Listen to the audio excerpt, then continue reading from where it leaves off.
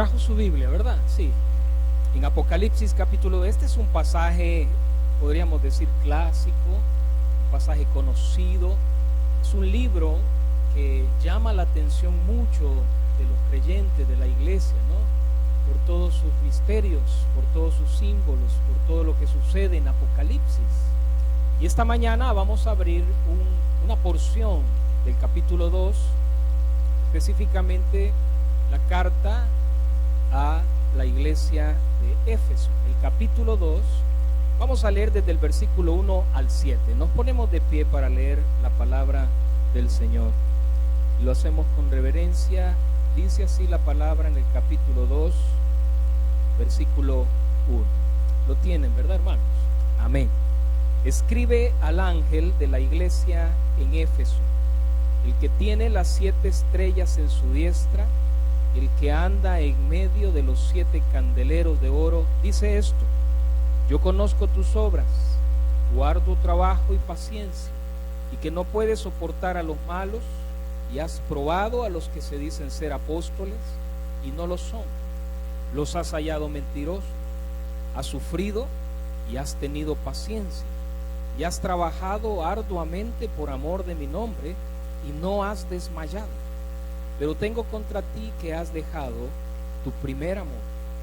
Recuerda, por tanto, de dónde has caído y arrepiéntete, y haz las primeras obras, pues si no, vendré pronto a ti y quitaré tu candelero de su lugar, y si no te hubieras arrepentido. Pero tienes esto, que aborreces las obras de los nicolaitas, las cuales yo también aborrezco. El que tiene, leemos junto el 7, el que tiene oído, oiga lo que el Espíritu dice a las iglesias. Al que venciere, le daré a comer del árbol de la vida, el cual está en medio del paraíso de Dios. Señor, gracias por tu palabra. Esta mañana, con hambre y sed de ti, de tu palabra, queremos abrirla, permanecer en tu palabra, que tu Espíritu Santo, en el ministerio que Él hace en nuestra vida, pueda enseñárnosla, colocarla en nuestro corazón, para que esta palabra pueda dar fruto para tu gloria, para tus propósitos, Señor. Gracias te damos en el nombre de Jesús. Amén. Pueden sentarse, hermanos. Hace algunos domingos predicábamos desde acá, desde la plataforma, animando a la iglesia para que pudiéramos, el domingo pasado creo que fue, ser una iglesia agradecida. Amén. ¿Cuántos estuvieron ese domingo?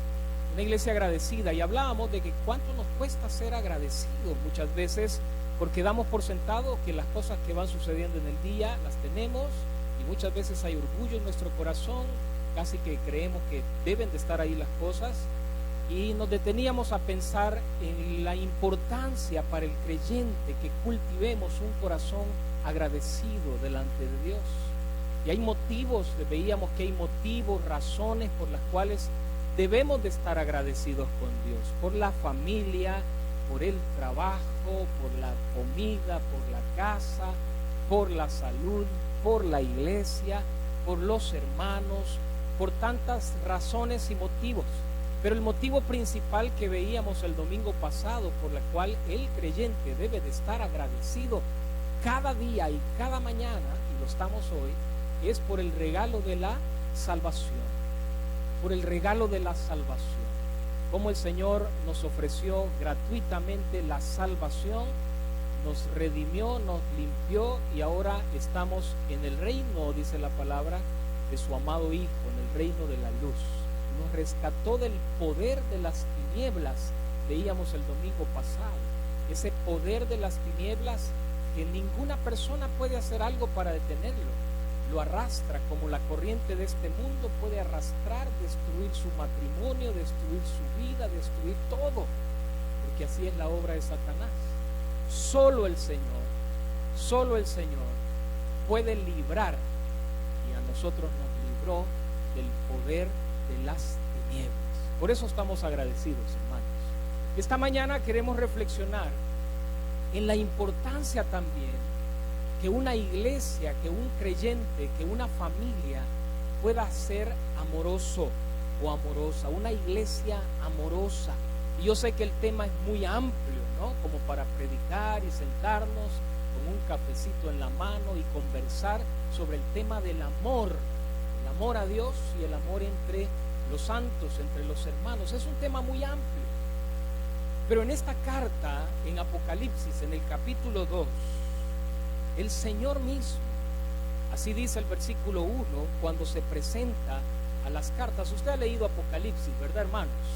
Y usted sabe entonces que 5 de las 7 cartas que aparecen acá en Apocalipsis, 5 de las 7 iglesias, escúcheme bien, 5 en sus cartas fueron reprendidas por el Señor. Solo 2 se salvaron. Solo 2 iglesias de las 7 iglesias que aparecen acá en su Biblia, a partir del capítulo 2, de las cartas que el Señor le escribe, le manda, visita a estas iglesias. De las 7 iglesias, 5 de ellas fueron reprendidas por el Señor. Es decir, que el Señor tuvo algo que decirles, que no andaba bien, que no marchaba bien y que necesitaban corregir. 2 de ellas se salvaron, hermanos. 2 de ellas se salvaron. Esmirna y Filadelfia fueron las iglesias que salieron ilesas, porque en la carta hay palabras de aprobación para ellas. Qué precioso que el Señor una mañana como esta pueda visitar nuestra vida, pueda hablarnos directamente por nombre y apellido, y le dice a usted y me dice a mí esta mañana al abrir los ojos: bueno, aquí estoy, quiero hablar contigo. Y todo lo que nos dice, hermano, qué precioso sería que todo lo que nos dice, todo lo que nos dice son cosas buenas. ¿Sí? ¿Cuántos anhelan eso? Amén, hermanos. Yo creo que todos anhelaríamos que el Señor diariamente pudiera sentarnos con nosotros y todo lo que nos dice sean cosas buenas. Pero no es así siempre. Y no fue así también con la iglesia de Éfeso. Hubieron cosas que la iglesia de Éfeso tenía que corregir. Esta iglesia de Éfeso, hermanos, que la condición de la iglesia de Éfeso en la cual se encuentra cuando aparece esta carta en Apocalipsis, anote por allí al margen, hace 35 o 40 años atrás, Pablo estaba fundando esta iglesia ya en Hechos 18. Es decir, que han transcurrido, fíjese bien qué interesante, 35 o 40 años. Esta iglesia tiene de haber sido fundada, esta iglesia de Éfeso a la cual se le escribe en este momento, han transcurrido 35 o 40 años, dicen los estudiosos, desde que fue fundada, desde que se originó, desde que los creyentes comenzaron a reunirse allá con Aquila, con Apolos, con Pablo, que se quedó 3 años, según Hechos 18 y 19.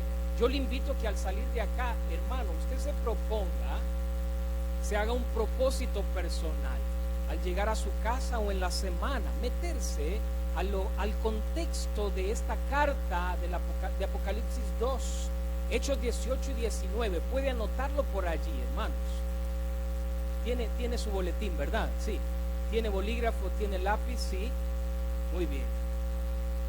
35, 40 años, dicen los estudiosos, que habían transcurrido desde que se escribe, desde que fue fundada al momento en el que se escribe esta carta. Y esta iglesia de Éfeso es importante, hermanos. Yo sé que no tenemos todo el tiempo del mundo en esta mañana. Muy probablemente pudiésemos meternos a una serie en Apocalipsis o un estudio bíblico por las tardes, y quizás se anima usted a venir para poder conocer lo que el Señor nos habla en Apocalipsis. Pero esta iglesia de Éfeso, grábeselo, es una iglesia importante.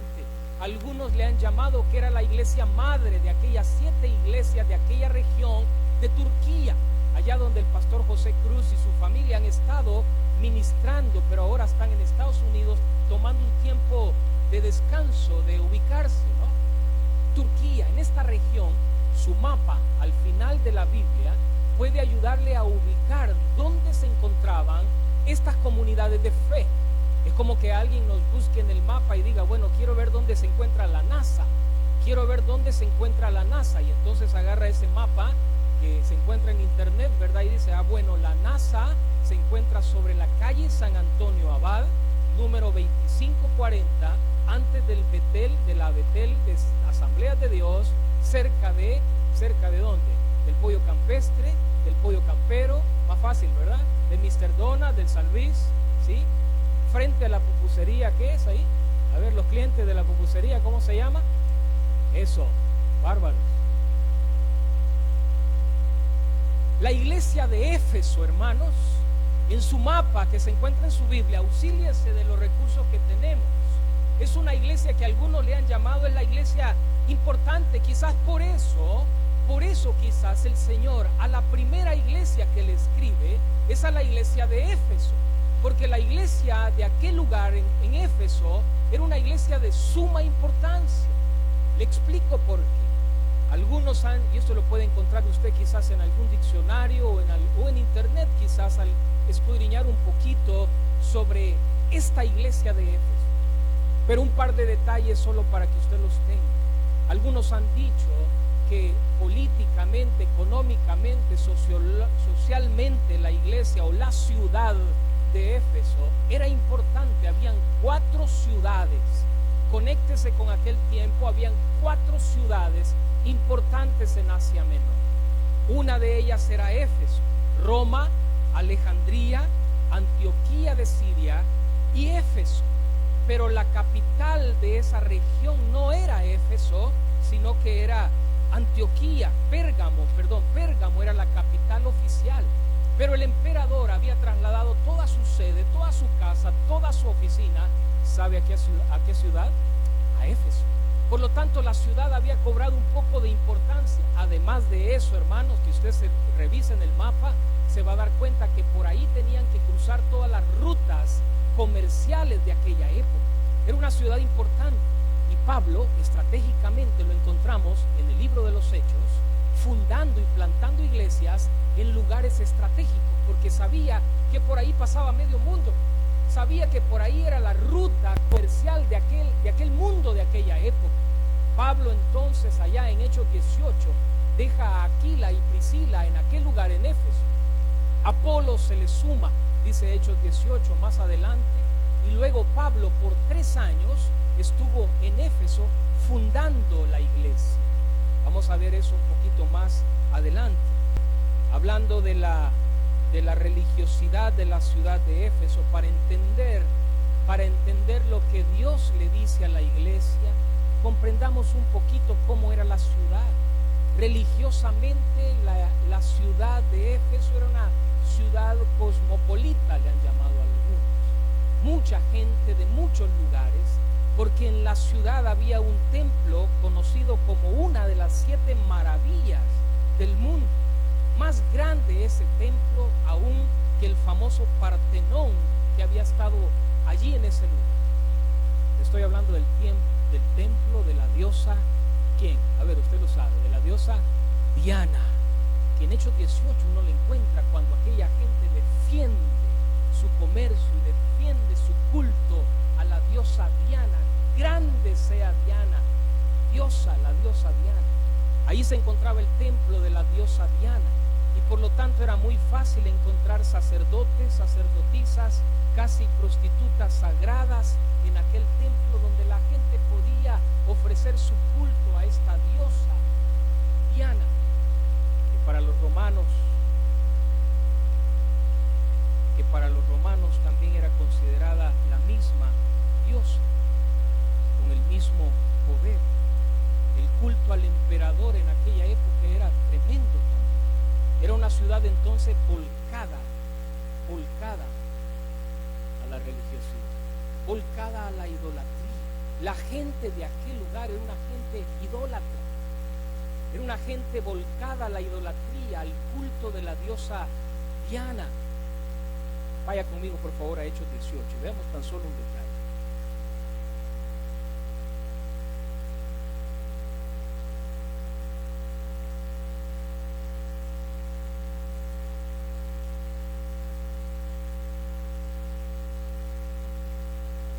Si lo tiene, hermano, Hechos 18, versículo 19.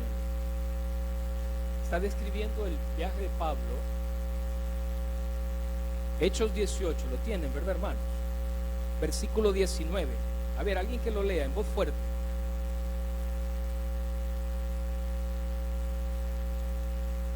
Los judíos.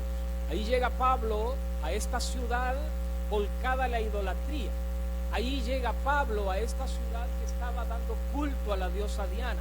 Pero lea el capítulo 19 de Hechos, en el versículo 18, por favor. Hechos 19, 18.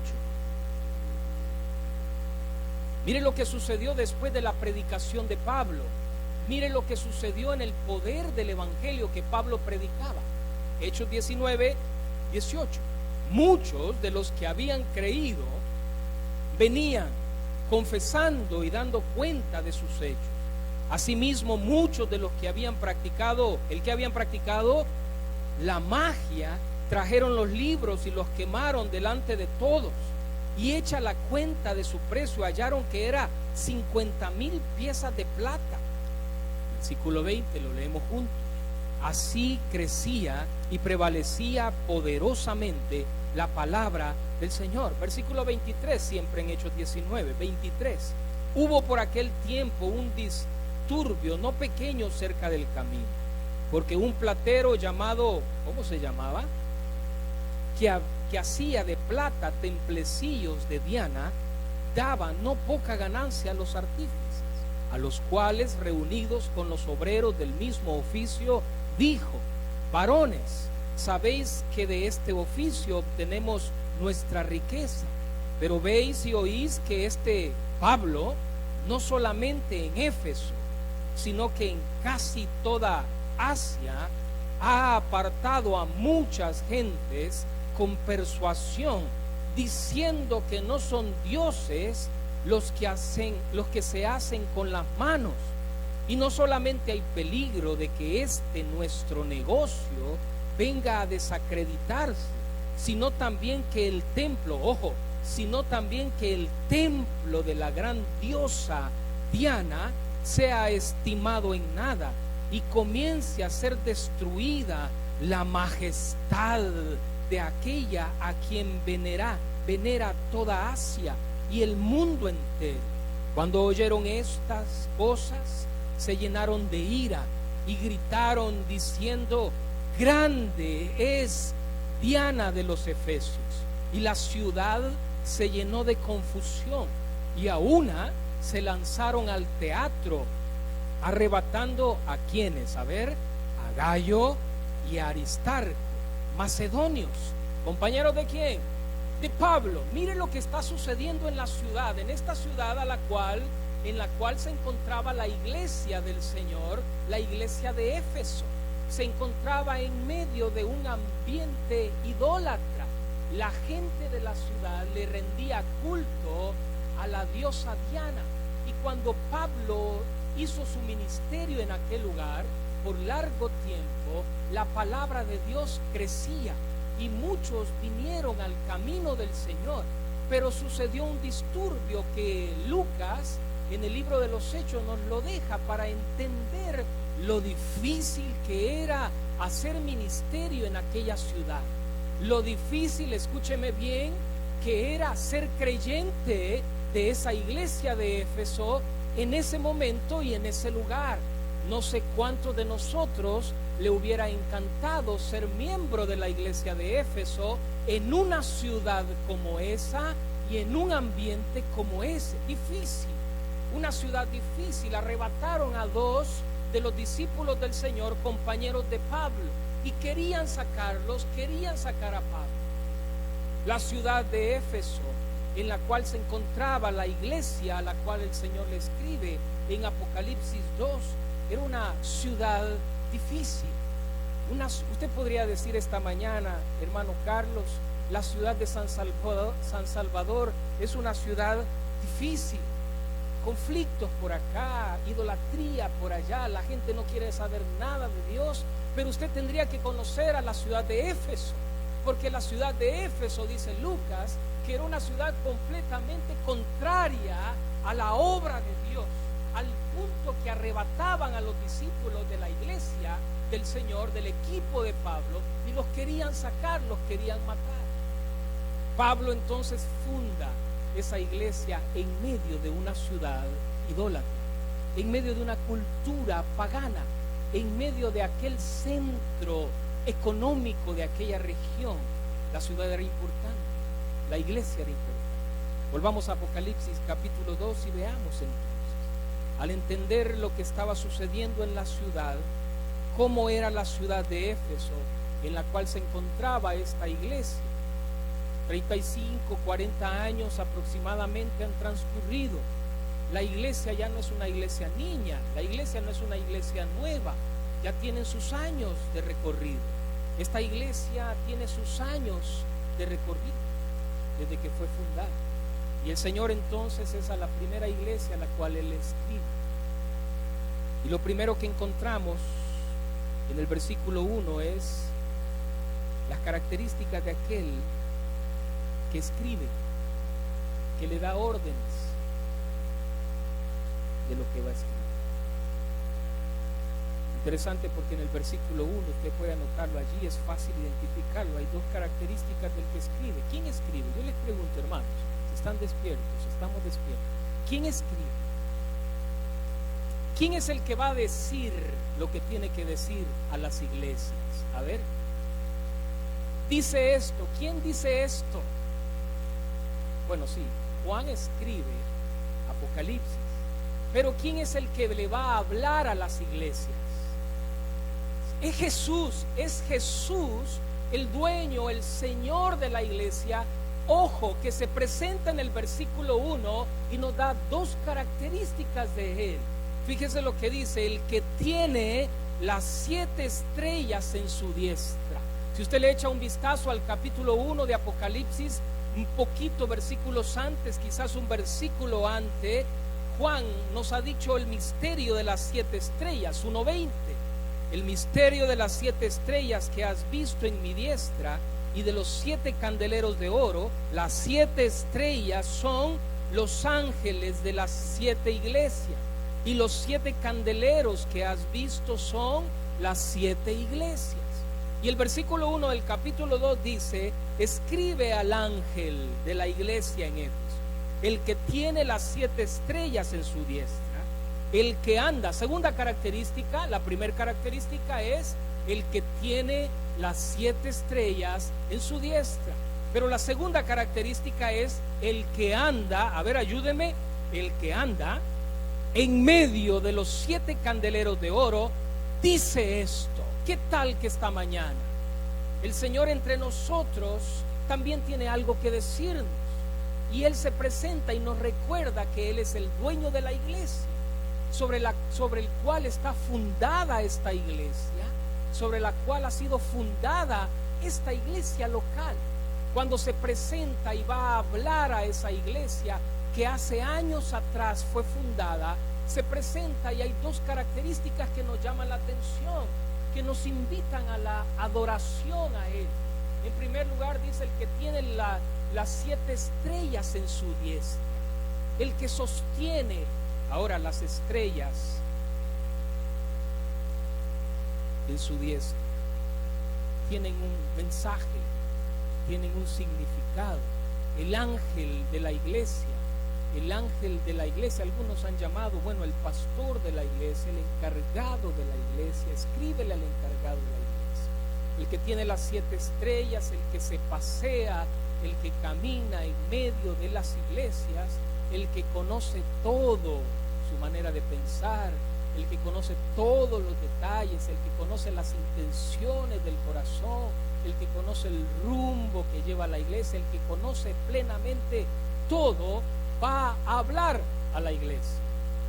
Se presenta entonces en el versículo 1 como el dueño de la iglesia, el que conoce la iglesia, el que camina en medio y sabe, toma el pulso y sabe lo que sucede en la iglesia, lo que sucede en cada uno de los miembros de la iglesia, el que conoce dónde anda el corazón, el que conoce si el corazón está distanciado de la mente, el que sabe cada detalle, intención, actitud, el que conoce lo que pensamos, el que conoce el actuar, la condición en la cual se encuentra la iglesia, delante de aquel, hermanos, que no podemos aparentar, delante de aquel que no podríamos mentir esta mañana, y delante de aquel que la iglesia de Éfeso no podía aparentar, no podía mentir, porque conoce todo.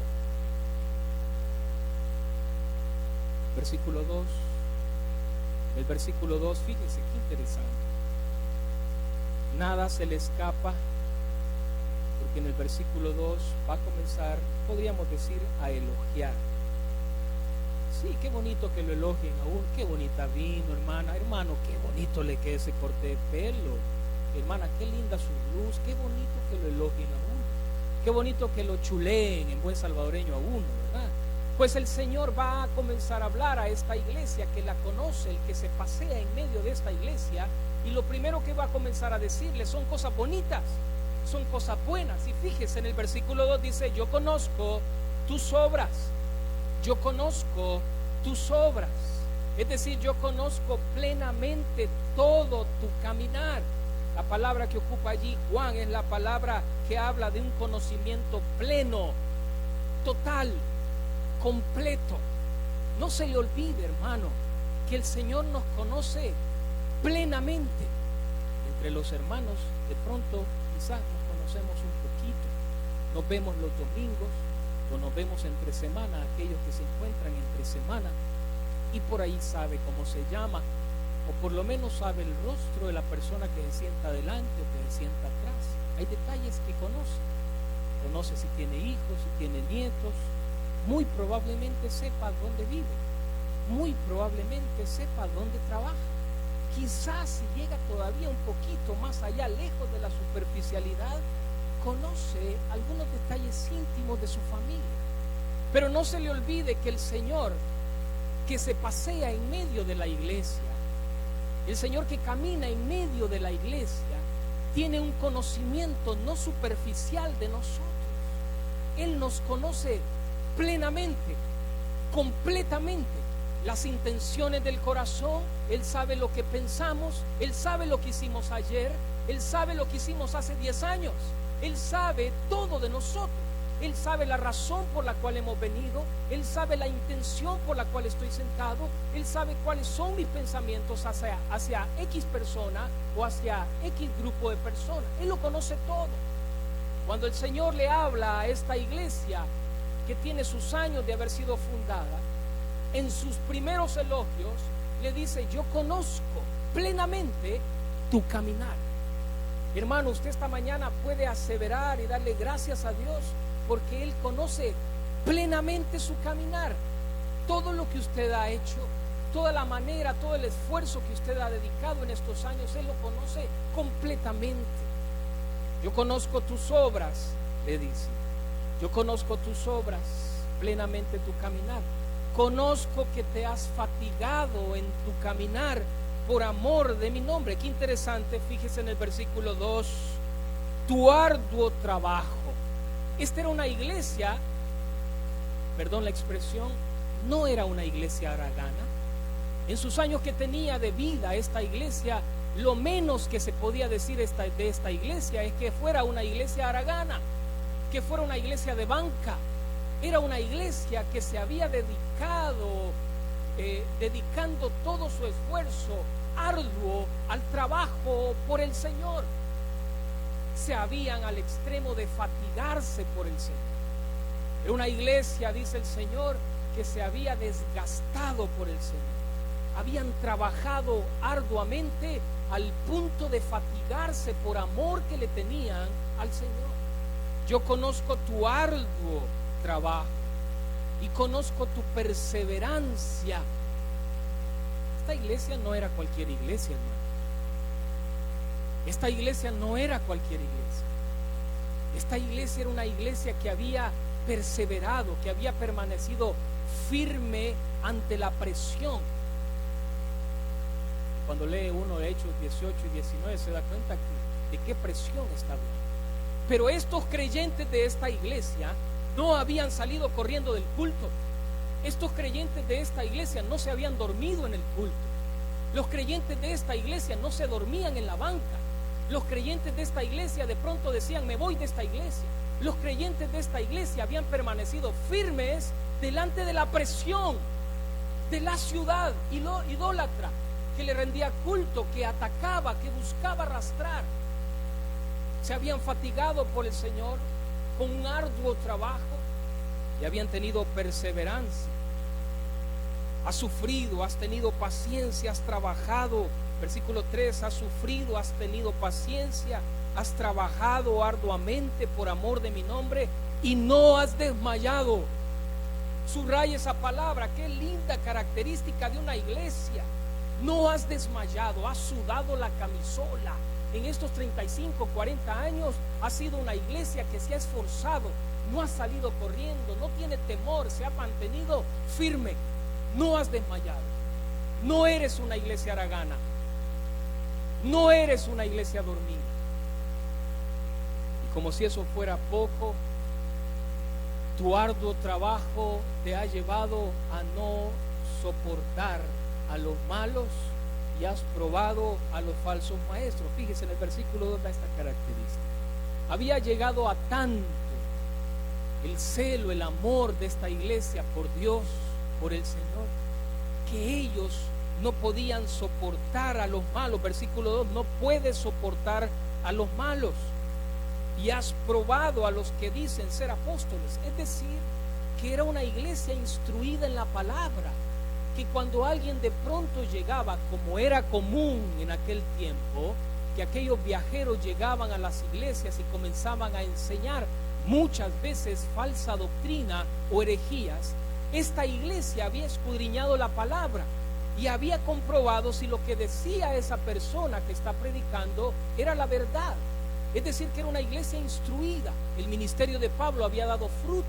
Era una iglesia celosa en la doctrina, era una iglesia celosa en la verdad, al punto que no soportaban a los malos. Los identificabas, tenían un discernimiento espiritual que podían identificar a aquella persona que quería causarle daño a la iglesia y que quería dividir a la iglesia. Tenían una cualidad esta gente de esta iglesia, que también probaban a los falsos maestros. Los falsos maestros o los falsos apóstoles, como dice su Biblia en el versículo 2, los que se dicen ser apóstoles y no lo son. A ver cómo termina el versículo 2. Los has hallado, ¿qué dice? Mire qué interesante. Podríamos decir una iglesia madura, era una iglesia muy cimentada en la palabra. Terminaban diciendo, son mentirosos.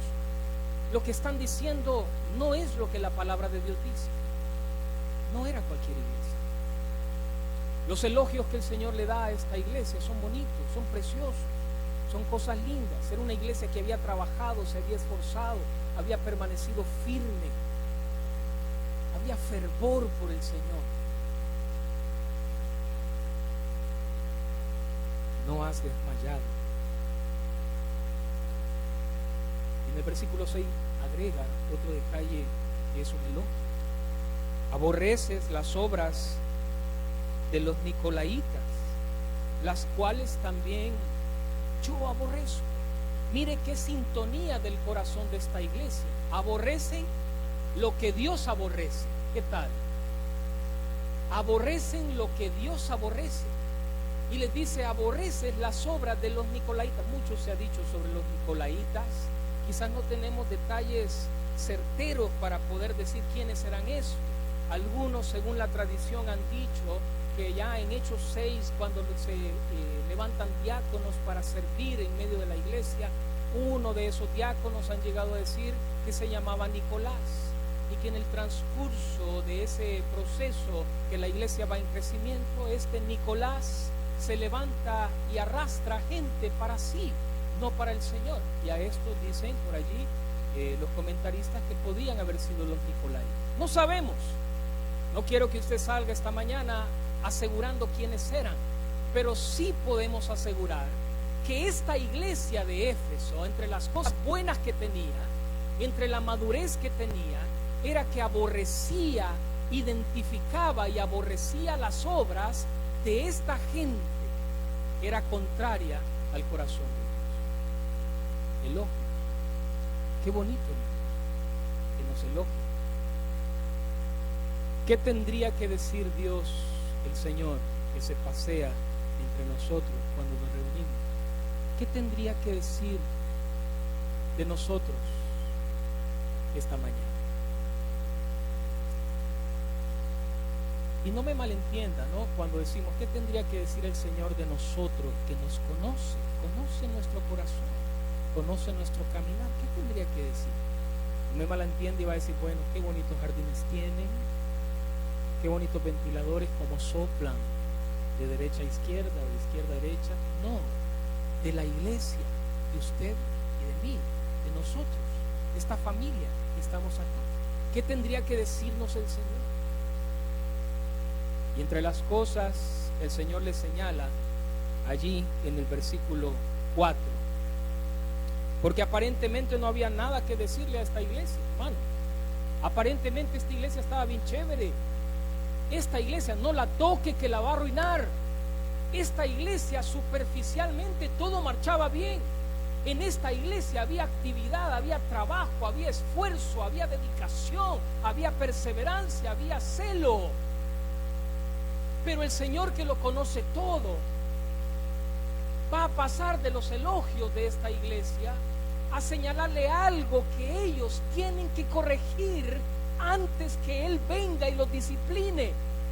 En ese tiempo entre el que Él venga en su segunda venida y ese momento en el cual se encontraba esta iglesia, el Señor les tiene que decir algo que tienen que corregir en su caminar. Y en lo que le va a decir a esta iglesia, porque es a las iglesias a las que le habla, creo que nosotros sacamos terminación. Creo que usted y yo también, hermanos, necesitamos revisar esta mañana lo que el Señor le dice en el versículo 4 a esta iglesia. Pero contra ti que has dejado tu primer amor. Recuerda, por tanto, de dónde has caído y arrepiéntete y haz las primeras obras, pues si no, vendré pronto a ti, quitaré tu candelero de su lugar, si no te hubieres, ¿qué dice? Interesante, arrepentido, cambio de mente, metanoia, la famosa palabra metanoia, cambio de mente, arrepiéntete, da una vuelta, cambia. Y lo que el Señor le dice entonces a esta iglesia que tenía años de haber sido fundada, a esta iglesia que usted y yo quizás no le hubiéramos dicho nada, que quizás usted y yo nos hubiéramos quedado con esos elogios y se los hubiéramos enmarcado y le hubiéramos dado una placa de reconocimiento. El Señor les dice algo, y lo que el Señor les dice tiene que ver con el amor, porque en el versículo 4 les dice: has dejado tu primer amor. Y del amor que el Señor está hablando definitivamente es del amor hacia Él, y el amor hacia Él nos lleva hacia el amor hacia otro. Ese primer amor del cual habla el escritor bíblico a esta iglesia, habían dejado ese primer amor. Habían dejado el primer amor, ese amor ferviente que esta iglesia había tenido por el Señor, pero que también habían tenido entre ellos. Cosa seria lo que el Señor les señala, porque podemos enseñar, podemos predicar, podemos aconsejar y haber dejado el primer amor. ¿Me escuchó? Podemos enseñar, podemos predicar, podemos aconsejar, podemos diaconizar o como queramos decirle, y haber dejado el primer amor. El Señor le dice a esta iglesia: has dejado tu primer amor. Vaya conmigo a Efesios 1, así rápidamente como está.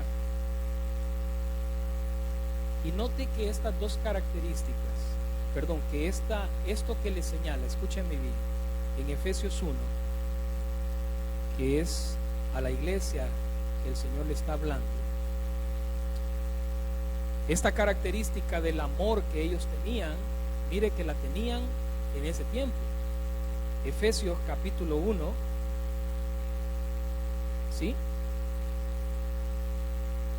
¿Sí? Versículo 15. ¿Quién escribe esta carta, hermanos? Pablo, ¿a quiénes? A Éfeso, a la iglesia de Éfeso, a la iglesia que el Señor le ha dicho: has dejado tu primer amor. Mire lo que Pablo habla, escribe de ellos cuando Pablo les escribe esta carta. Capítulo 1, versículo 15. Por esta causa también yo, habiendo oído de vuestra fe en el Señor Jesús, y ojo, subraye eso, ¿qué dice? ¿Qué dice, hermanos? Y de vuestro amor para con todos los santos. Mire la característica que Pablo señala de la iglesia de Éfeso en ese tiempo. ¿Qué es lo que Pablo ensalza de ellos? Ha oído de vuestra fe, pero también Pablo señala de vuestro amor para con todos los santos. Es decir, que en aquellos primeros pasos, en aquellos primeros días, definitivamente esta iglesia era una iglesia ferviente en amor.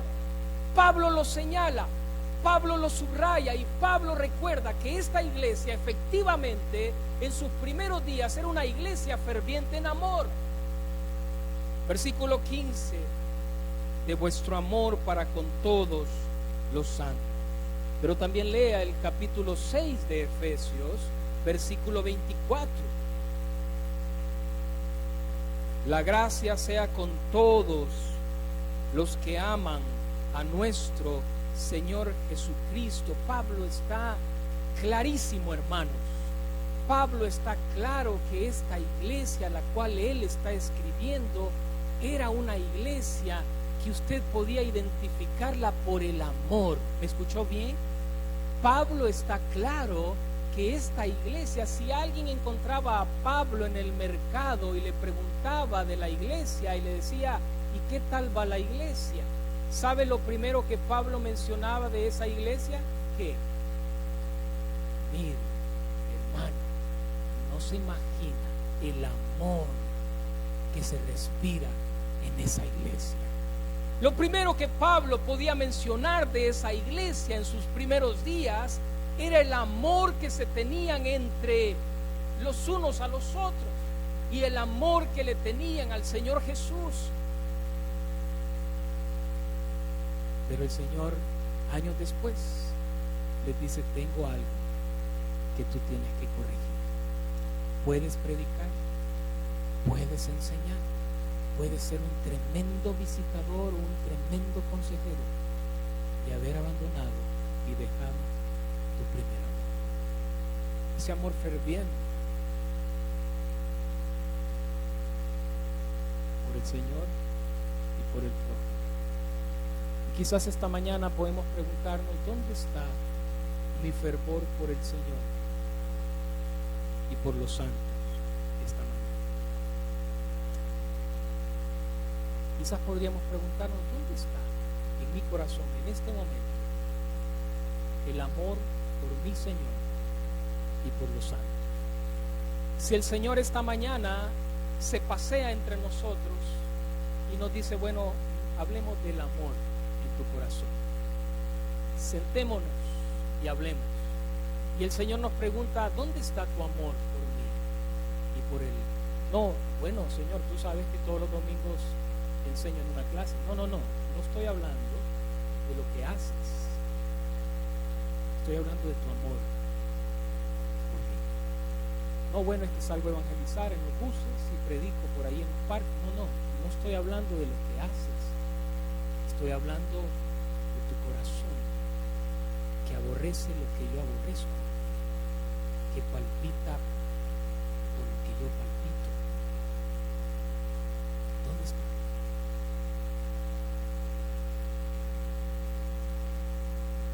¿Dónde está el fervor?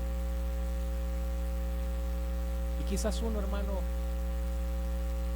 al caminar en la vida cristiana, podríamos llegar a confundir el activismo. Escuchen bien, podemos llegar a confundir el activismo por amor fervoroso, de entrega, de rendimiento, de adoración al Señor. Y no siempre es lo mismo, porque usted puede ser un ajuate, se dice. Es decir, alguien que se mueve y que corre y que va y que se esfuerza y persevera y sufre y no amar al Señor. ¿Cómo es eso? Y no amar al prójimo entre nosotros. Revisemos, hermanos, qué cosas tienden a quitarnos el brillo en el amor al Señor y a los santos. Mi conocimiento bíblico, el conocimiento envanece, hermano. Tenemos que recordarlo esta mañana. El conocimiento envanece y puede llevarte a un punto de despreciar a tu prójimo, aún teniendo conocimiento bíblico. No se trata tan solo del conocimiento bíblico que podamos tener o que el Señor nos pueda dar. ¿Qué cosas pueden llegar a quitar el brillo del amor por el Señor y por el prójimo? Mis logros, lo que he alcanzado, lo que he logrado en la vida, ¿no será que puede llegar a opacar o a quitarle el brillo al amor que solo el Señor se merece en mi corazón? Lo que he alcanzado, los logros que he titulado, que he logrado, los fracasos que me desaniman y me hacen perder el amor también, los fracasos, los tropezones de la vida y los fracasos que vamos teniendo al caminar, ¿no será que también eso ha hecho o puede hacer que quite el brillo, el amor, la pasión, el fervor por el Señor? Los resentimientos por heridas que otros nos han hecho, los compromisos con el mundo, en la iglesia, los deleites y el entretenimiento, aún en aquellas cosas que usted diría, quizás esto no es tan pecador hacerlo, ¿no? Pero hablemos de los tiempos de entretenimiento. ¿Será que en los tiempos de nuestro entretenimiento el Señor también se deleita en el entretenimiento que nosotros tenemos en nuestra vida cristiana? ¿Será que el Señor puede estar deleitoso, alegre, gozoso en la manera como yo me deleito en el entretenimiento? ¿No será entonces que como el Señor le escribe a esta iglesia, recuerda entonces? Porque ¿cuál es la medicina que aparece allí? El Señor mismo le da una palabra de ánimo, si se da cuenta, en el versículo 5, Apocalipsis 2. Recuerda, por tanto, de dónde has caído y arrepiente. Toma un cambio de mente, cambia de camino. Haz las primeras obras, pues si no tendré que disciplinar. Y quizás la eficacia con la cual has estado sirviendo tendré que retirarla, quitarla. Es una llamada de alerta, es una llamada de atención. Revisa tu corazón, recuerda y arrepiéntete, ajusta, cambia, porque si no, al que amo, disciplina. Y tendré que disciplinarte. Podrás seguir haciendo todo lo que haces, pero si lo sigues haciendo sin el amor hacia el prójimo, sin el amor hacia el Señor, tendré que disciplinarte. Y quizás algunos podríamos decir, Señor, pero ¿por qué me vas a disciplinar? Si en la iglesia soy reconocido por un buen maestro, un buen diácono, una hermana que aconseja y tiene palabras de poder. Pero el Señor conoce el corazón y sabe aún que eso compite con el amor al Señor. El trabajo mismo, la familia misma. ¿Qué cosas compiten con el Señor en nuestro corazón, hermanos? ¿Qué cosas compiten? Para algunos de la iglesia el trabajo es más importante que el amor al Señor. Es más, lo tienen en el mismo nivel y no debe de ser así, porque el Señor dice, o me amas a mí o amas al mundo, pero no puedes amar a dos señores. No te engañes. Puedes seguir activo, puedes seguir enseñando, puedes seguir aconsejando, puedes predicar re chulo, pero no tienes amor. Yo te conozco, yo me paseo en medio y conozco plenamente tu caminar. No tienes amor para mí. Tienes amor para otras cosas, para otras personas, aún para tu ministerio. Pero eso que me amas es mentira. Eso que amas al hermano es mentira, porque hablas de él, porque lo criticas, porque lo juzgas, porque lo tijereas. Yo creo que el Señor en su paciencia muchas veces guarda la tijera, hermanos, porque algunos de nosotros ya nos hubiera volado la lengua, ya nos hubiera cortado la lengua. Con qué facilidad emitimos juicios contra otros.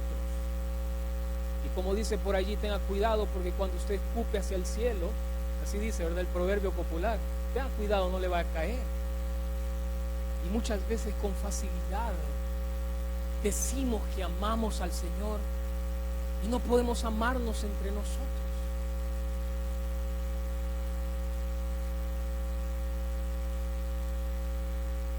La iglesia de Éfeso, hermanos, era una iglesia tremenda. Esta era una iglesia trabajadora. Esta era una iglesia perseverante, era una iglesia esforzada. Esta iglesia había probado, había retirado, había reprobado a aquellos falsos maestros. Pero el Señor, que conoce el corazón, le dice a esta iglesia: has dejado tu primer amor.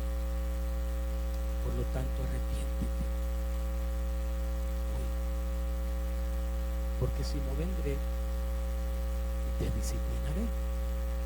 Y está hablando, hermanos, de una disciplina entre ese momento en el que Él venga en su segunda venida y este lapso. Aquí, disciplina.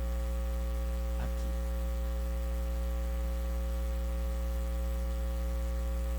La invitación esta mañana es: Nazaret, una iglesia amorosa. ¿Se lo cree? Tenemos que construir sobre este principio, porque quizás hoy, esta mañana, el Señor nos visita y nos dice: mucha actividad, mucha bulla, como decía el pastor César, mucho ruido, pero no hay amor genuino por el Señor, al punto de quitar cualquier cosa que compita con ese fervor y amor y entrega. ¿Se recuerda de sus primeros pasos en el cristianismo, hermano? ¿Se recuerda de sus primeros pasos después de haberse convertido? ¿Cómo era? ¿Cómo era su amor por el Señor? ¿Ah? Si se le ponía enfrente a alguien, quizás ahí un endemoniado, usted en el poder del Señor y en el amor que el Señor usted le tenía, usted iba y expulsaba y sacaba y adoraba. ¿Dónde quedó? ¿Dónde está ese fervor, hermanos, de esta iglesia ya después de 44 años? Porque han habido épocas bonitas, preciosas, de fervor, de entrega. ¿Dónde? Recuerda y arrepiente. ¿No será que estamos en un proceso de disciplina del Señor?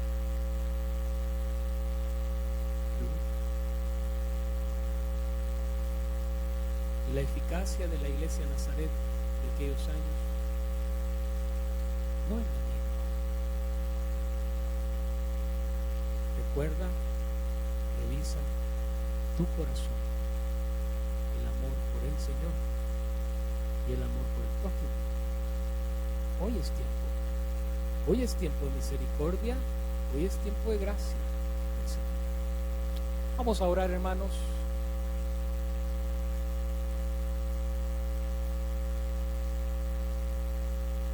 Señor, cuando abrimos tu palabra, tú siempre tienes algo que recordarnos. Y esta mañana, delante de ti, que lo conoces todo, conoces nuestros pensamientos, conoces lo que hacemos, pero sobre todo conoces si nuestro corazón palpita por lo que en tu corazón palpita. Conoces si lo que tú aborreces, nosotros lo aborrecemos. Conoces nuestra obediencia. Si te amamos, te obedecemos. Te pedimos perdón, Señor, porque muchas veces te obedecemos por temor, para que no nos castigues. Eso no es amor, eso es temor. Tú conoces nuestra obediencia, Señor, única y exclusiva a ti y al prójimo que se sienta a nuestro lado. Tú lo conoces todo. Y en esta mañana te pedimos que tu misericordia nos ayude, que revises nuestro corazón, escudriñes nuestro corazón,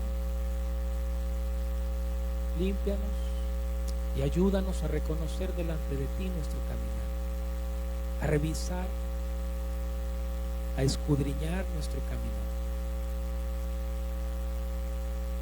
Pedimos tu ayuda, Señor, que nos escuches,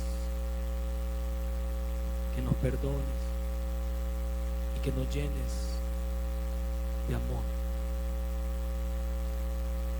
el fruto de tu Espíritu. Queremos amarte, Señor, queremos aprender a amarte. Ayúdanos, Señor. Queremos ser una iglesia amorosa, que camina, que se mueve, que enseña, que predica, pero sobre todo que te ama y que ama los unos a los otros. Enséñanos, Señor, ayuda. Nos ponemos de pie y nos despedimos esta mañana con la bendición del Señor. Acompáñanos en el nombre de Jesús. Amén. Que Dios les bendiga, hermanos. Vamos a escuela dominical.